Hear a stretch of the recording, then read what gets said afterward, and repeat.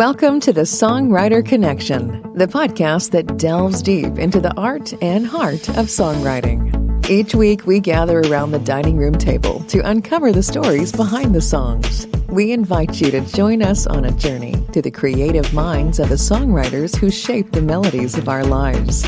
From Nashville, Tennessee, here's your host, Dave Lenahan. Episode 217, and we've got an amazing guest today. It's the middle of July, if you're listening on the day that it came out. He is with Rainfeather Records, and I'll tell you, I love this kind of artist. He blends Americana, country, pop, and rock. It's really genreless, and you know how we feel about genres. Ronny Criss is our guest today, and I first met him in Gatlinburg, Tennessee, and we'll talk about that. We'll talk about what tools are in his song chest, his journey, everything that's going on. He's a great songwriter, folks. So let's listen to his song, Julia, to start. Songwriter Connection podcast. Thanks for joining us.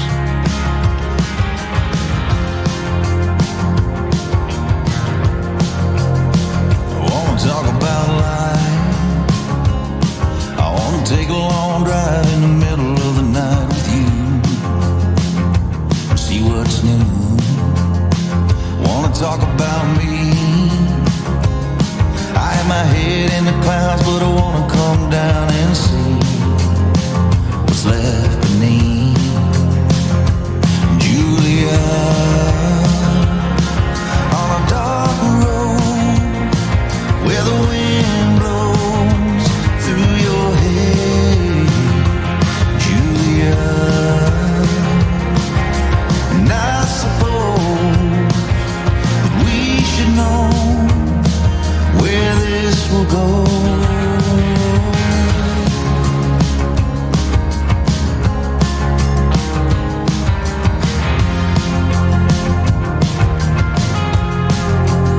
I wanna talk about you. I gotta know what the soul of the woman I love's going through and what I can do. Wanna talk about us. We never discuss what we want and need so much. And where's the trust? Julia, on a dark road where the wind blows through your hair. Julia,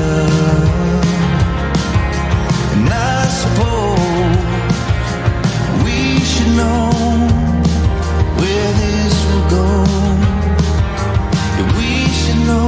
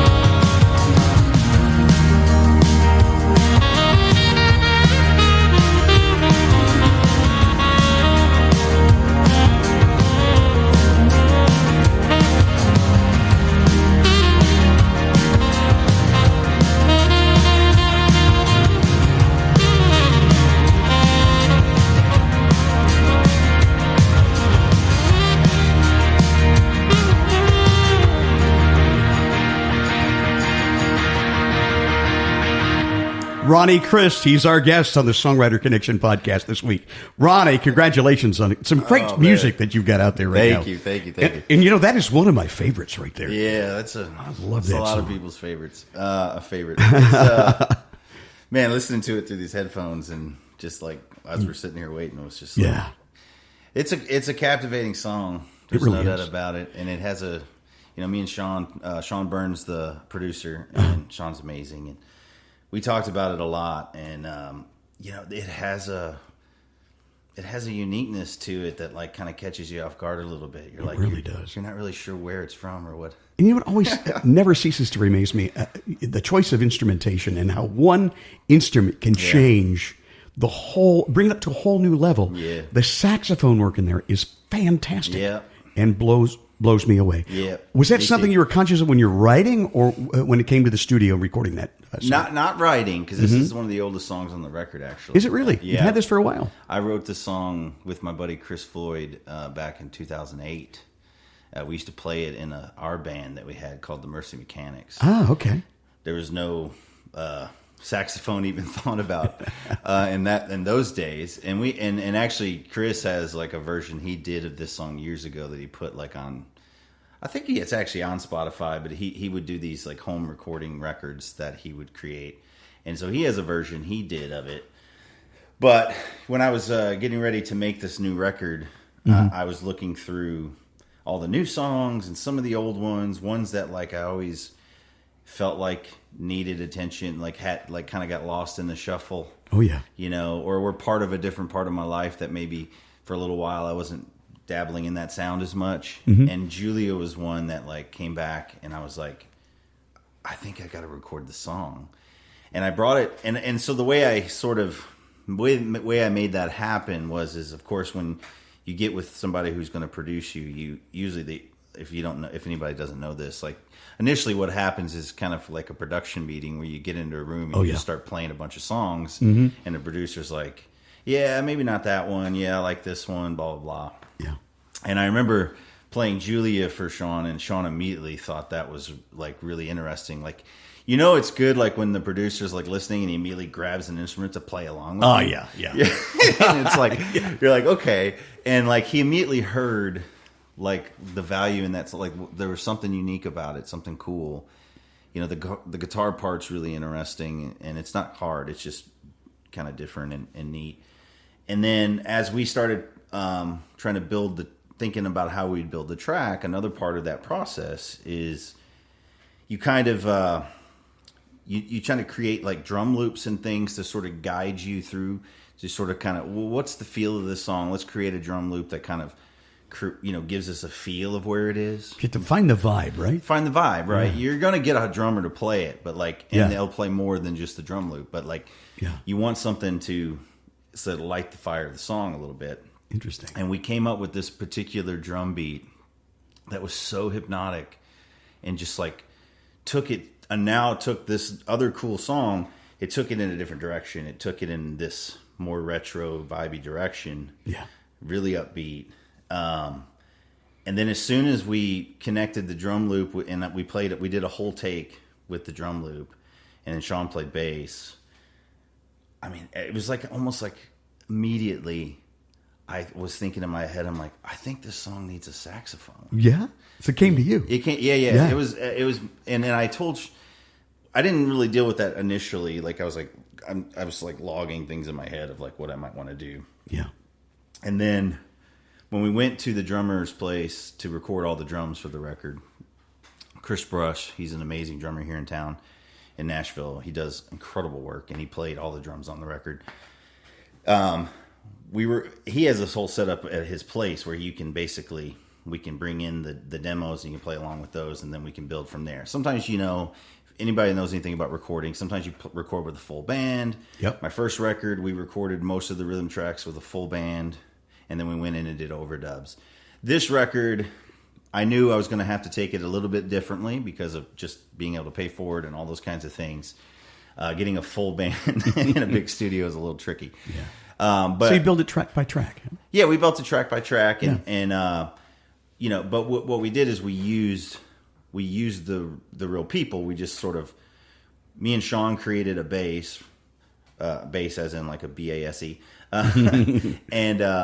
And then Chris was able to play drums on all of that, and then we build on top of that. That's so great. It's like, you start here, you bring in the drums. Now the drums really gives you the true feel where the song's going to go, and then you can start building on top of that. It's interesting that the drums came after you had the bass. Because I imagine you had drum loops, and then the drummer comes in and adds the real thing. Yeah, and I'm sure Sean replayed the bass. Like Yeah. the bass that the drummer played to was probably just a scratch bass. Well, we're a songwriting podcast, and I want to get into under the hood a little bit on that song. Is there a Julia? It's the first question. No. Yeah. No, there's not a Julia. That song, basically what happened there is me and Chris were writing a lot of songs back in the day.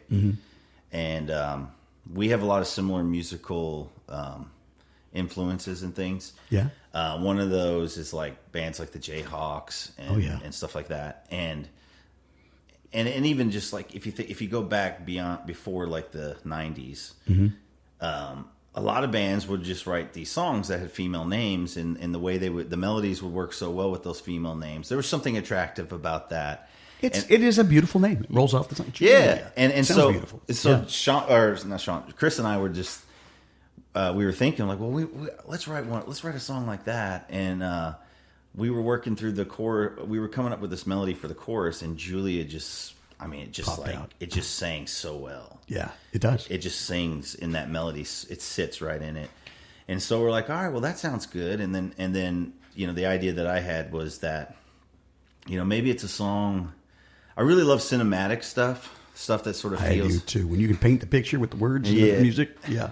And it makes you feel like you could make a music video easily or make a movie about the thing. I mean, I love that stuff. So the idea I had was, well, what if it's like these two people, driving at night, and they get in the car and things aren't well, and they're heading off into the darkness, right? Yeah. They don't know they're not really sure where things are going to go. But they're trying to make, or at least one of them's trying to make an effort in the process.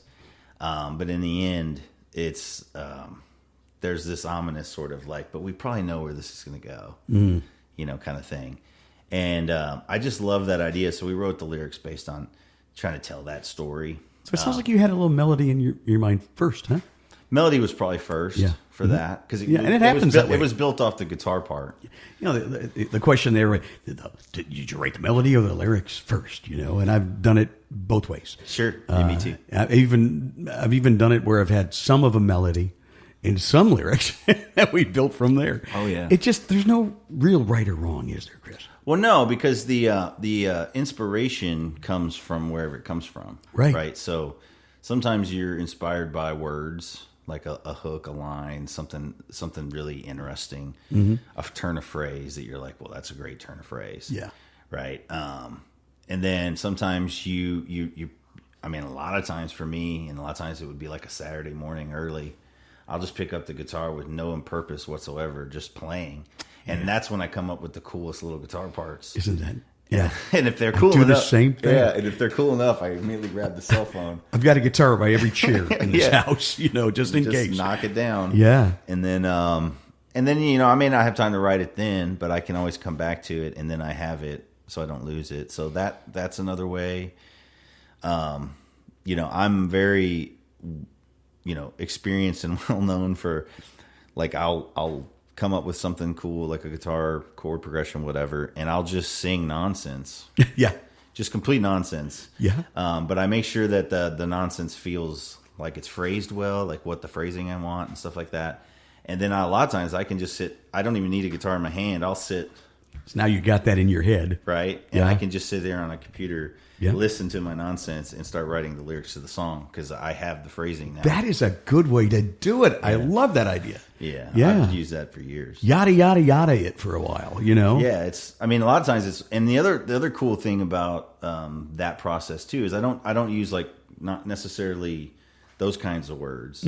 I say real words, but they don't make any sense. Right. You just vocalize. I vocalize, right? So I might, and it may be as simple as like the melody is like, and the microphone was with the cup of coffee and the blah, blah, blah, blah. And none of it makes any sense, right? I got you. Yeah. But in that process, as you listen, you may actually, many times I've had a song where like, in the midst of maybe a whole verse of words that don't go together, but they're real words, I find where the song will be. Because there's something in it that's like, well, that's great. Maybe I can build around that. I got an example of that for you, brother. Let me tell you. It's kind of the same thing happens for me from time to time, Chris. Yeah. Like, for instance, I'll tell you, when we're recording this, this is the day that my new video drops. And it's a song called Baby I'm Gone. And it's been out there a while. It's been recorded a few times. I found my own version. But the way that song came about, we were at this, we used to do little rounds. We thought we were in Cincinnati, and we kind of like wanted to build a Bluebird experience. And we had this little bar we used to play in. And I started it was late in the night, and about everybody's gone. And this riff came to me, and I just started playing it. And I don't know why, it just popped in my head. And my buddy Greg was very good at that, vocalizing nonsense kind of stuff. And he could pull stuff out of the air. And he just started singing, "Baby, I'm gone." And I go, "Do that again." And the next thing we know, for like 10 minutes, we're all going, "Baby, I'm gone," and answering it back.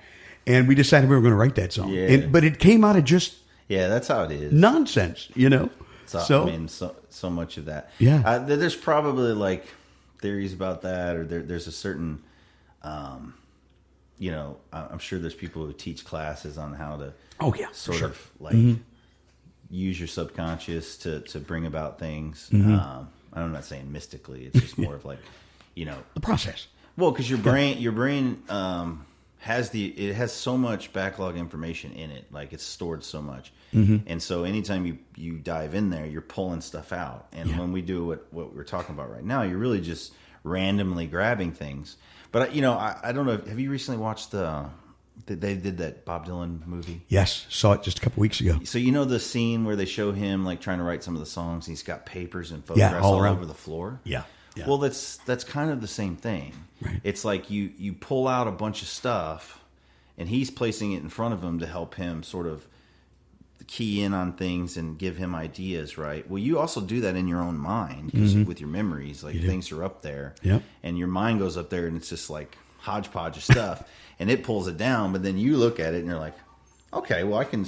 And then it's like a lot of puzzle sometimes. You're right. So I mean, that's what songwriting is, really. Yeah, that's what I love about it. I know. Yeah.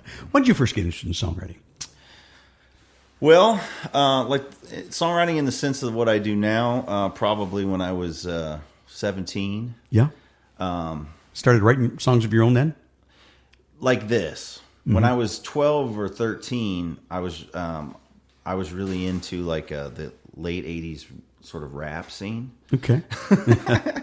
Not even when I was 12 and 13. That would have been late 80s. So I would have been 8 or 9. I got you. So I used to like make up my own raps.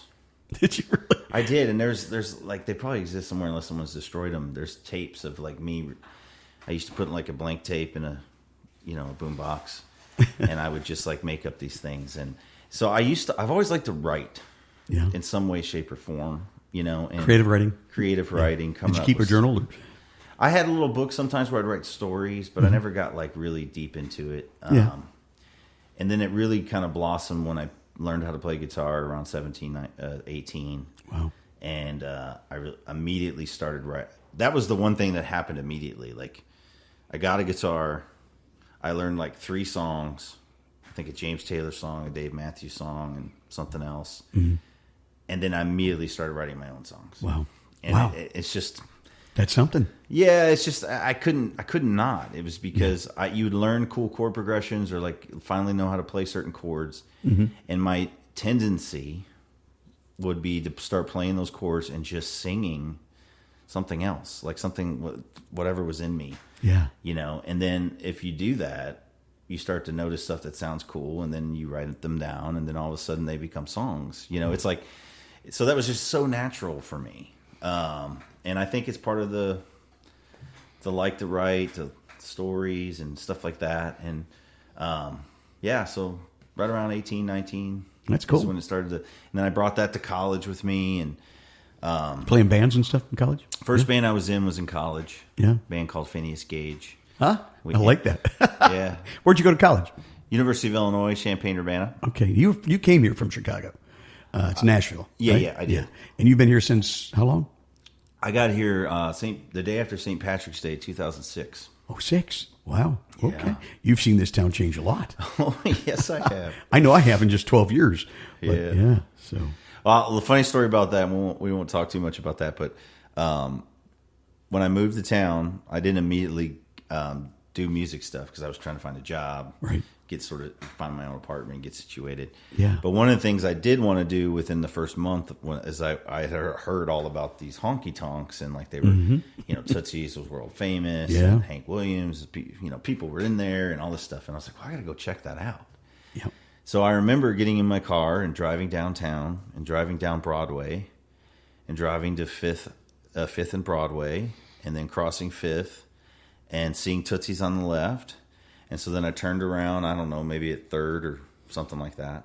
And then I drove back up Broadway and parked right in front of Tootsie's and walked right in. Oh, my. You could do that then. You can't do that. That's how different Nashville is. That is how different it is. No doubt. And for being from Chicago, right, that was unheard of too. Yeah. You don't do that in Chicago. You can't do that in Chicago. There's nowhere to park on the main streets. Like you have to park in a parking garage like it is now. Yeah. Here, basically. Yeah. And that was like a piece of novelty that just like blew me away. Yeah. That I could park in front of the world famous Tootsie's, leave my car on the street, and walk into the bar. Crazy. Like, yeah. And I wasn't there like the party or anything. I just was going in to like check it out. And I went in, I don't even know if I had a drink or anything. I just went in and I like checked it out, listened to some bands. And of course the same thing was happening then. These bands were playing constantly. Yeah. So that's another weird part of downtown too, is that like the band part of it, with the exception there's more venues for more bands to play, but like that's not different. The bands have always been playing from basically sun up to sundown. And some of the best players in the world. But now you just have this whole different audience, and you have all this other BS surrounding it all. Yeah. But anyway. Disneyland for country folks. It's wild. Yeah. Did you take to it right away? What brought you to Nashville? What drew you here? Well, I told you I started that band in college, Phineas Gage, and what really bit me in terms of the bug of music was we made a record. There was a recording studio, in Champaign, owned by a guy named Mark Rubel. Mark Rubel was this really good producer. At the time when we met him, his claim to fame in terms of like his biggest act was this band Hum. Okay. And he had recorded them. And he had this studio, and back then, this is like, it's just like such a funny story, because it's like back then me and my buddies, we were all in the band. We just said, we came down to college early. So normally you would have come like, say, like in September or something, or like we came like in early August because we wanted to make a record. I see. And I remember knocking on the door. We just knocked on this guy's door in the middle of the day, and he opened it.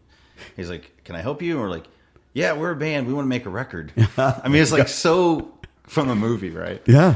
And he's like, "All right, well, come on in." And he gave us a tour, and he's like, "Well, what do you got? Like, what are you trying to do?" And we're like, "We got 8 songs or 9 songs, whatever it was." He's like, "Well, I feel like he said it cost like $3,500, $3,300. Wow. And we'll book a time. You'll be here for a week. We can do it in a week. So you'll come in every day. Wow. For 5 days, and we'll make the record." Isn't that something? For $3,500 or $3,300, I don't know what it was. And so we scheduled it, and then actually I think that happened before we left for summer. We scheduled it, and then we came back at the end of summer, and we were ready to go, and we went in. Because I think when we actually booked it, the songs weren't even finished. But then we went in and we spent this amazing week, like doing the thing that everybody dreams of, which is to go in the studio with a band and record everything from scratch. Every bit of it. Wow. And I just fell in love with it, you know. And I remember one time I was in the writing booth, the vocal, not the vocal booth, where the board is. Okay, master control. Yeah, master control. I was in there, and I think we were recording either drums or we were probably past that. We might have been recording Andy, my guitar player's guitar parts or something. Mm-hmm. And I was in there with him, and I was sitting next to him, and I was watching him do and I have no idea what he's doing because I'm young and I've never done this before. But I remember him asking me, he's like, Ronny, did you write all these songs? And I'm like, yeah, John helped me, my buddy John and Andy, we wrote them together, but I definitely wrote, I wrote all of them You're in on all of them. Yeah. I was the main person who like had a connection through all of them. And that's because I was the singer, and so I kind of brought these to the table, and then they helped me finish them. And he said, I can't even remember how he said it anymore, but he basically said, well, that's great, man. You keep doing it. You keep writing. And I don't know if that was like, I took that as encouragement of like, you're on to something. I don't think he didn't say like, these are amazing, because they weren't amazing. They were fine for somebody who's just writing songs. I still go back and listen to them sometimes, and I'm like, it's amazing how different the new record is compared to something like that. You've seen how you've grown. Yeah. Yeah. But at the same token, I'll hear things in them, I'm like, for somebody who didn't know what he was doing, those are really cool. How about that? You know what I mean? Yeah. So anyways. That's great. So that's how that all started. How about we play a song before the break? And Sure. I know you've got some new music coming out. Just had one drop back on the 3rd of July. Yeah. You want to talk about that and play it? Sure. Let me make sure. Yeah. This song's called "Better Than Gold." Cool. Great song. This is a cool tune. This is one of the newer songs that I wrote for the record. After my daughter was born, my daughter's 3.5 now, Carolina, Carolina. Yeah, I love it. Carolina Josephine. Beautiful. Yeah, she's beautiful. I couldn't write for like 1.5 years. Yeah. I just couldn't. No? I was so tired, and there was so much going on, and every time the only time I could write was after she went to bed at night. I had to be really quiet, and I just was struggling for any inspiration. Like, I had plenty of inspiration, but I was struggling to figure out how to do it again, right? Yeah. And when she was about 1.5 years, it just like something changed. I got like some ideas started percolating, and so I started for a number of nights in a row. In particular, when she would go to bed, I would sit at the table and I would play quietly, but I started trying to work through these things. Yeah. And I wrote a song called "The Roadrunner," which is on the record, and this one came to me, and honestly, for having to play quiet and like super like careful, it's not a slow song. No.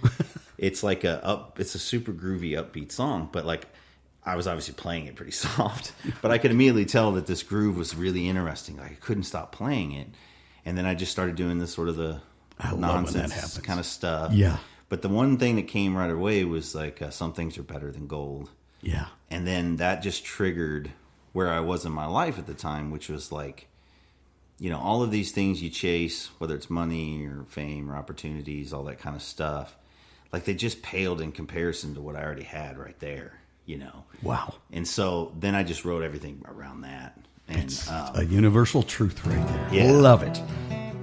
So I can play that for you. Yeah, let's do it. Ronny Criss, our guest. This is the Songwriter Connection podcast.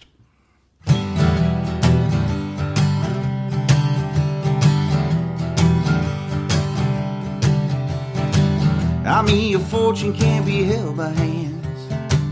Found me a future I could not plan. Some things are better than gold. Some things are better than gold. Dreams are a river looking for a sea. The path's never straight and water gets muddy. Some things are better than gold. Some things are better unknown. I found myself on top of this mountain.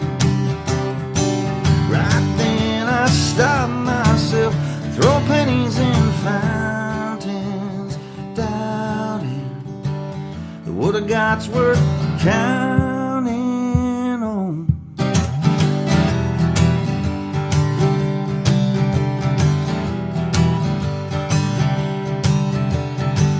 Time to serve it to every melody, forever grafted on our memories. Some things are better than gold.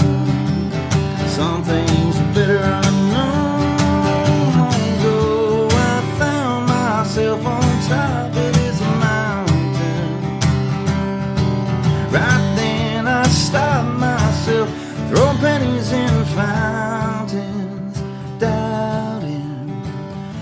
I got's worth counting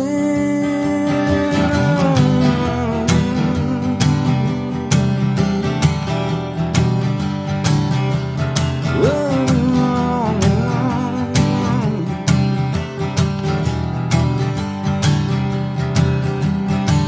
Hope is a choice you get to live. Love is a gift that we get to give. Some things are better than gold. Some things are better let go.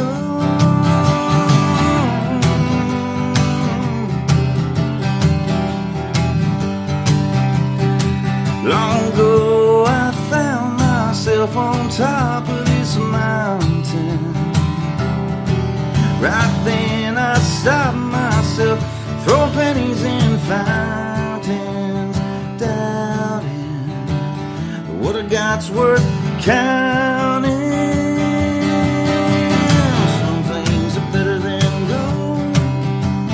Some things are better let go. Some things are better than gold. Best things can't be sold. Best things can't be sold. Best things can't be sold. Some things are better than gold. Some things are better than gold. Oh, better than gold. Ooh, better than gold. Better than gold. Better than gold.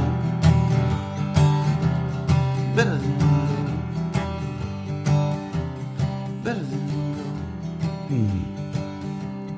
Better than gold. Beautiful. Ronny Criss, our guest. This is the Songwriter Connection podcast. Don't go away. Be right back. Right back. You're listening to the Songwriter Connection with Dave Linehan. Find us on Facebook and YouTube at the Songwriter Connection Podcast. And find Dave at thedaveconnection.com. Now back to the show with your host, Dave Linehan. Well, this is the portion of the program where I remind you that if you're watching on YouTube, and I know we're not a video podcast, you may find one or two on there, but very rarely do we do it. We did with Chris Wallen live at the local, and that's still streaming out there somewhere. But anyway, please like and subscribe anyway, because we need to be there, and it really helps us in more ways than you ever know. Subscribe and like, if you would, and we appreciate you being out there. 2,200,000 streams as of last Monday, and we're growing every day, and that's just thanks to you spreading the news. So thank you very much. I first met our guest at the Songwriter Festival, at the Gatlinburg Songwriter Festival. That's right. About 2-3 years ago. And I was so impressed watching your show, and the fact that you had vinyl to sell, and I'm a vinyl junkie. Yeah. And I thought, that's cool. Someday I'm going to have vinyl record. You find those easier to sell than CDs, right? Yeah, no, you know. Yes. Every once in a while I sell a CD, but most people, if they're going to buy physical media, they buy the vinyl record, especially right now. Mm-hmm. And there's lots of reasons for that. I mean, the CD, nobody has CD players in their cars anymore, so that's not really helpful. Isn't that crazy? But they don't. And a lot of people have gotten rid of their CD players at home, so there's not much they can do with it. Honestly, like if it wasn't for the fact that there's still a little bit of a market, and it is a easier way to, if you just want to give somebody some music. That's what I do with my CDs. Yeah, so I still purchase them, but the one that makes me money, pays me back, would be the vinyl records. That's good. And so and there's, I mean, the vinyls are just amazing.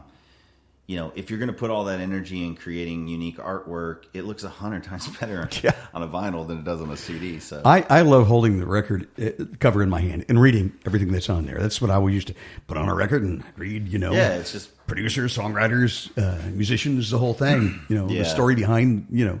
So, yeah, it's really a cool thing, and I'm glad that it's coming back.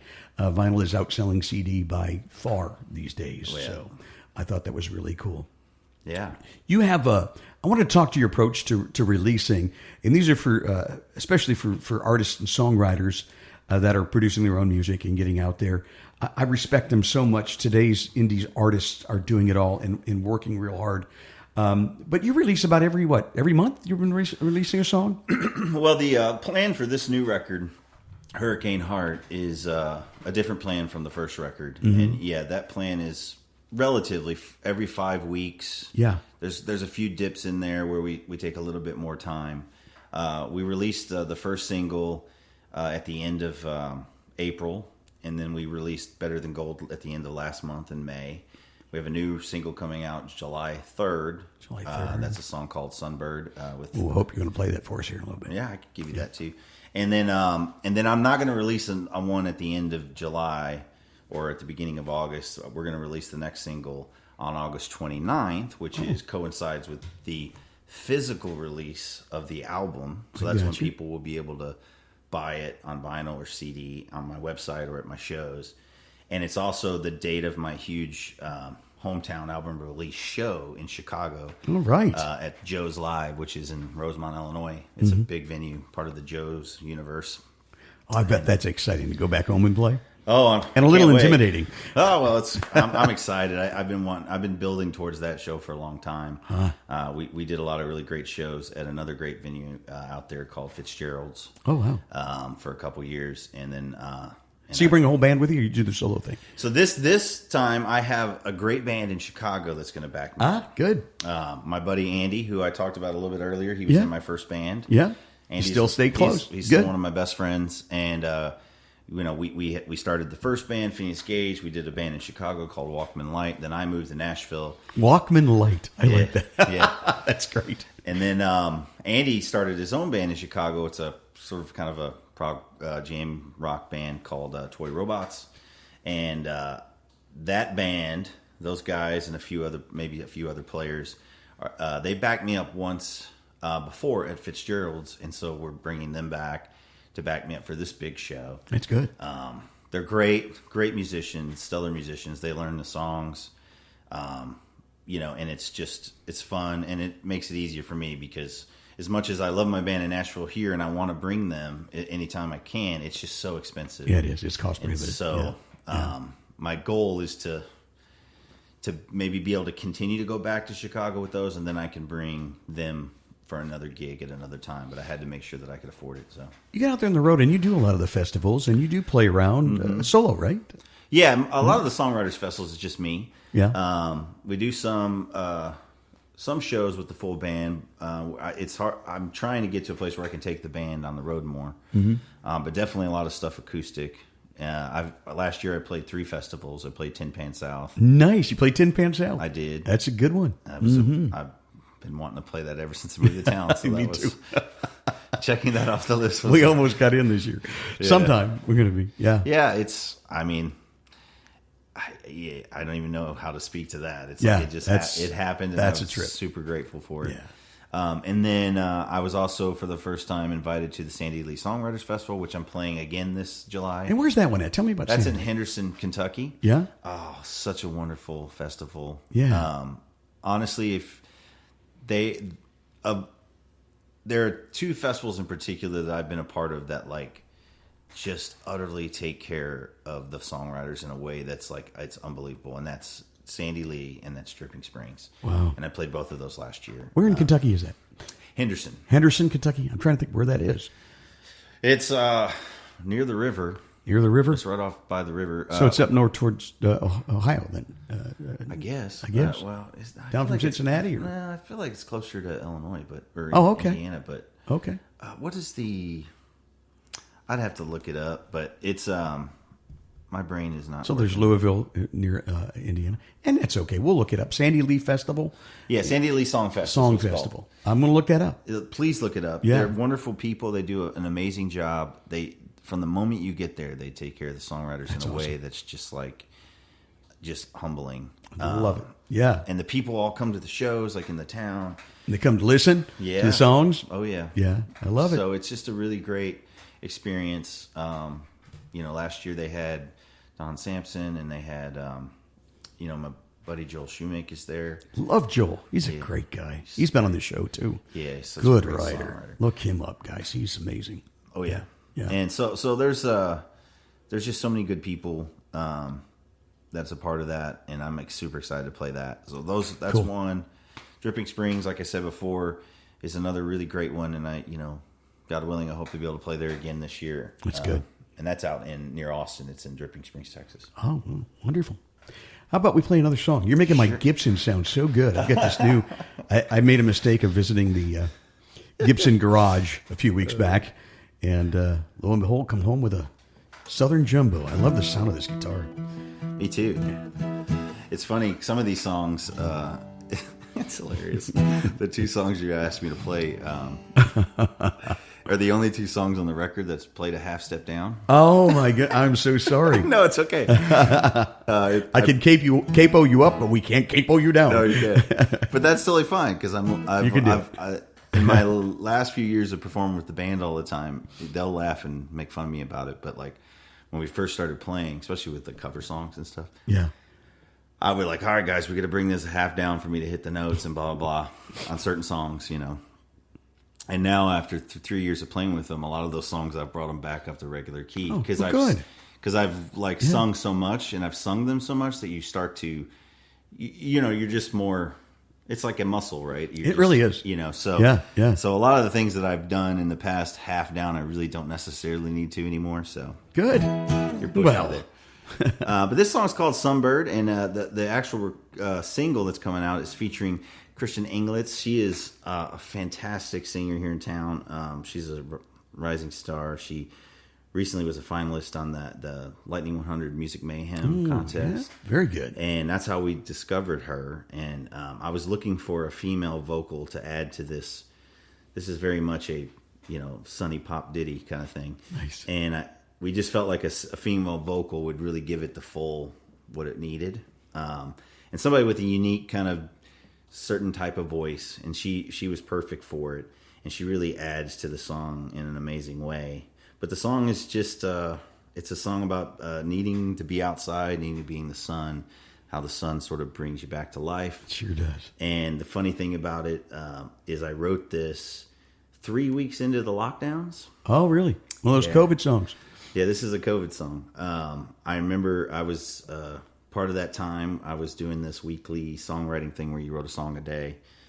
And one of those days I was in my guest room and I used, before my daughter was born, I played volleyball all the time, beach volleyball. Mm-hmm. And but we couldn't play then because they had shut everything down. So I was missing that and just missing the bit being able to be outside. And I don't know, it's just something that just kind of fell out. Yeah. And I didn't know if I'd ever use it.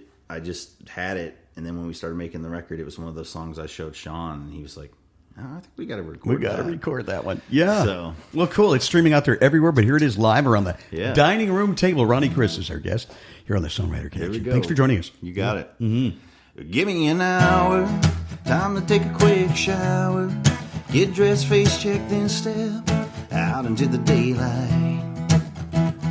Take a long stroll, see how this neighborhood rolls. Breathe in the air and breathe out. Watch me take flight. 'Cause I know in my soul the world outside gets dark sometimes, tracing me over them hard lines, only to pin me down. And I know each time I feel it in my bones at night, I'm praying for some morning light to help me come around. Oh, give me daylight, call me a sunbird. All I want is that sweet sunshine. Oh, I'm living for the daylight.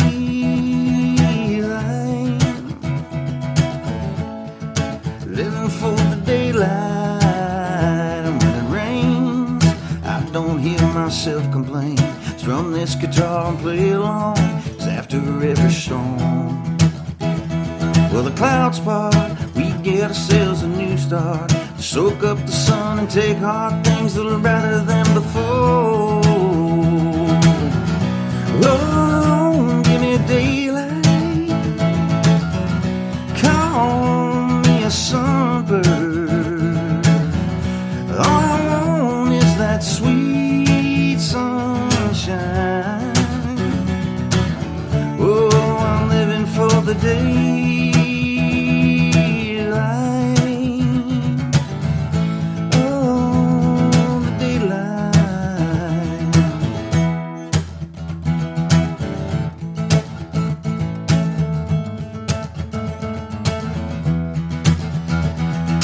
Give me that sweet sunshine. Come on, baby, give it to me one more time. I just need some daylight. Give me that sweet sunshine. Come on, pretty baby, you know that's right. I just need that daylight. Oh, give me daylight. Call me a sunbird. All I want is that sweet sunshine. Oh, I'm living for the daylight.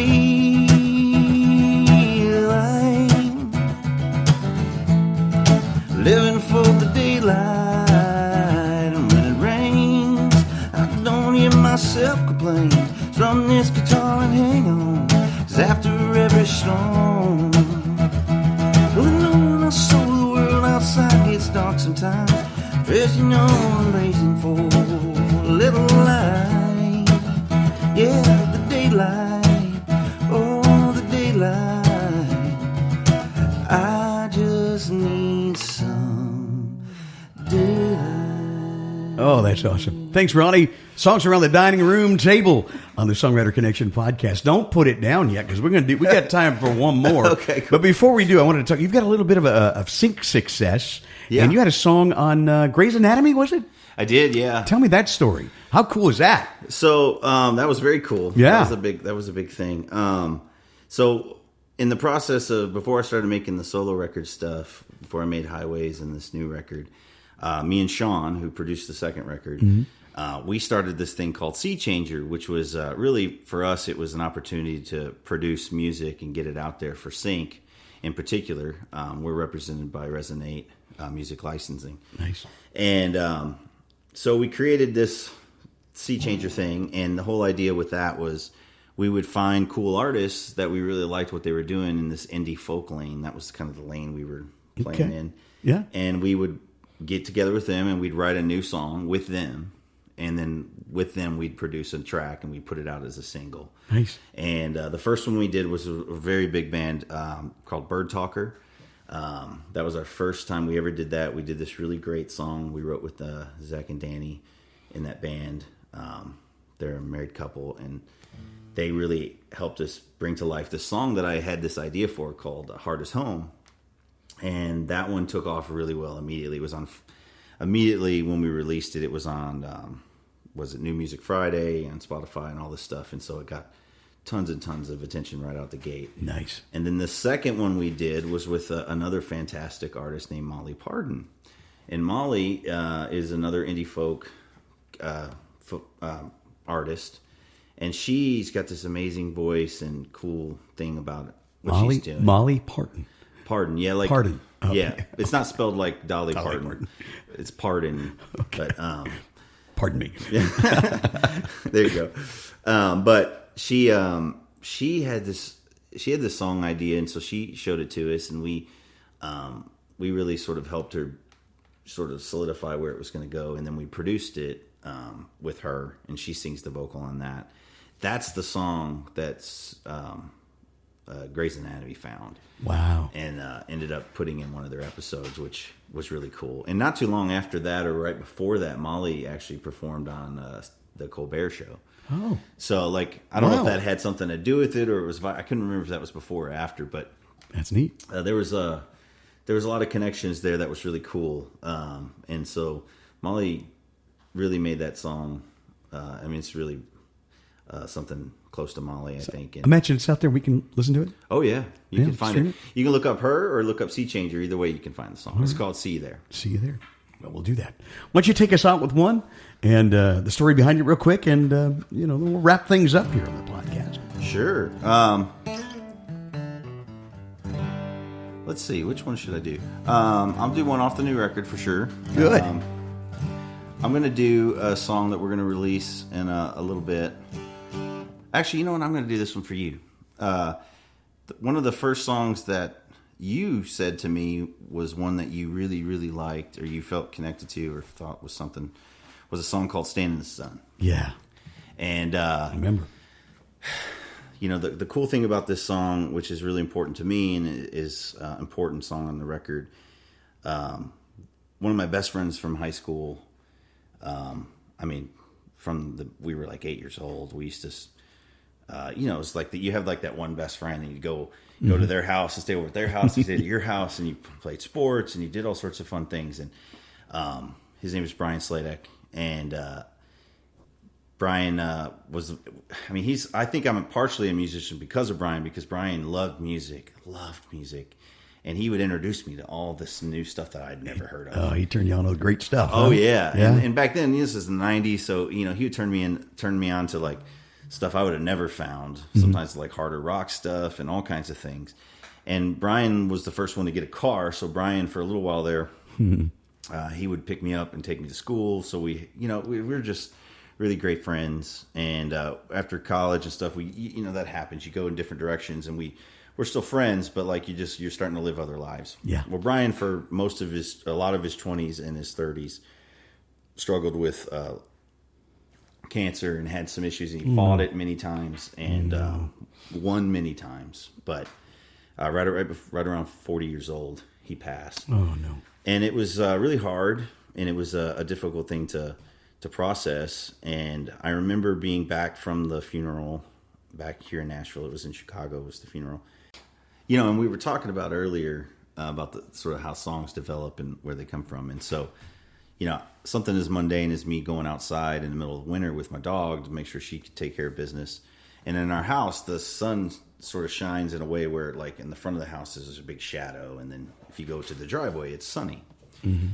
And it's really simple and silly, really. But, like, I was, like, standing there like, man, I'm freezing. And you have one of those, like, wise moments for a dumbass moment where you're like, well, maybe I should stand in the sun. Yeah. So I go and stand in the sun, and I'm like, oh, that is better. That's funny.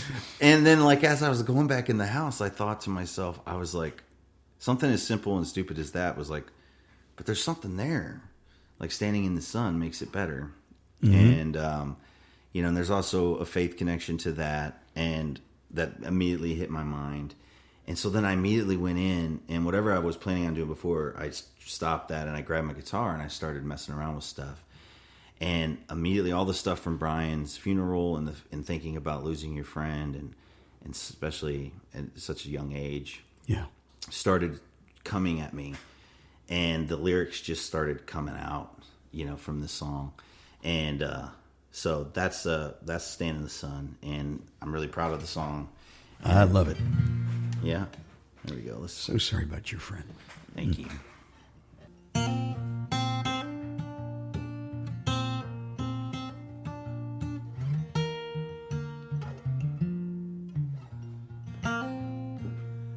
When the winter winds wicked chill comes bearing down on me, stand in the sun, stand in the sun. And placing my shadows where they belong, somewhere behind me. Stand in the sun, stand in the sun, stand in the sun, bathed in light. You know, the kind of light that rips the dark out of the night. When trouble tries to freeze my heart like a bullet from a gun, I'm gonna stand in the sun.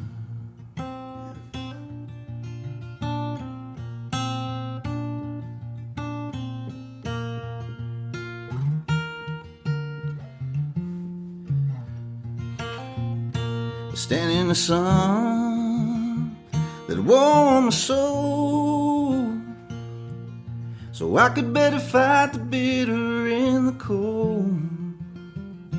Oh, when hurt is all around you and everything goes numb, I'm gonna stand in the sun. And there in the sun that'll melt away all the pain and regret left inside of me. Oh, and fears like an avalanche no man can outrun. You won't hear me shouting like my time is done. I'll face the mountain and stand in the sun. Face the mountain and stand in the sun.